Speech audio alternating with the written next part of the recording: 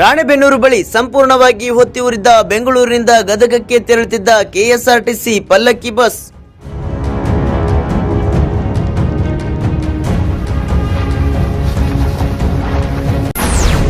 ಚಾಲಕನ ಸಮಯ ಪ್ರಜ್ಞೆಯಿಂದ ಬಸ್ನಲ್ಲಿದ್ದ ಎಲ್ಲ 17 ಪ್ರಯಾಣಿಕರು ಪ್ರಾಣಾಪಾಯದಿಂದ ಪಾರು.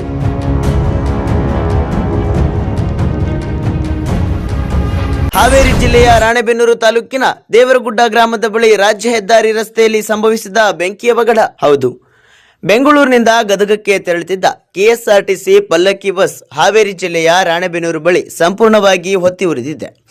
ಚಾಲಕನ ಸಮಯ ಪ್ರಜ್ಞೆಯಿಂದ ಬಸ್ನಲ್ಲಿದ್ದ ಎಲ್ಲ 17 ಜನ ಪ್ರಯಾಣಿಕರು ಪ್ರಾಣಾಪಾಯದಿಂದ ಪಾರಾಗಿದ್ದಾರೆ.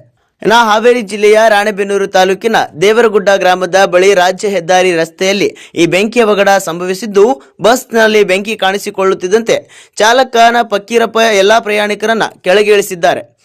ಆರಂಭದಲ್ಲಿ ಬಸ್ ಚಾಲಕ ಬೆಂಕಿಯನ್ನ ನಂದಿಸಲು ಪ್ರಯತ್ನಿಸಿದ್ದಾರೆ. ಆದರೆ ಕೆಲವೇ ಕ್ಷಣಗಳಲ್ಲಿ ಬೆಂಕಿ ತೀವ್ರತೆ ಹೆಚ್ಚಾಗಿ ಇಡೀ ಬಸ್ ಅನ್ನೇ ಆವರಿಸಿಕೊಂಡಿದೆ. ನೋಡುತ್ತಿದ್ದಂತೆ ಪಲ್ಲಕ್ಕಿ ಬಸ್ ಬೆಂಕಿಗಾಹುತಿಯಾಗಿದೆ. ವಿಷಯ ತಿಳಿಯುತ್ತಿದ್ದಂತೆ ರಾಣೆಬೆನ್ನೂರು ಗ್ರಾಮೀಣ ಪೊಲೀಸರು ಭೇಟಿ ನೀಡಿ ಪರಿಶೀಲನೆಯನ್ನ ನಡೆಸಿದ್ದಾರೆ. ಹಾಗೆಯೇ ಹೆದ್ದಾರಿಯಲ್ಲಿ ಉಂಟಾಗಿದ್ದ ಟ್ರಾಫಿಕ್ ಕ್ಲಿಯರ್ ಮಾಡಿದ್ದಾರೆ. ಬಸ್ನಲ್ಲಿ ಬೆಂಕಿ ಕಾಣಿಸಿಕೊಂಡಿದ್ಯಾಕೆ ಎಂಬುದರ ಬಗ್ಗೆ ಮಾಹಿತಿ ಲಭ್ಯವಾಗಿಲ್ಲ. ರಾಣೆಬೆನ್ನೂರು ಗ್ರಾಮೀಣ ಪೊಲೀಸ್ ಠಾಣೆಯ ವ್ಯಾಪ್ತಿಯಲ್ಲಿ ಘಟನೆ ಸಂಭವಿಸಿದೆ. Bureau report, news pulse, Ranebennur.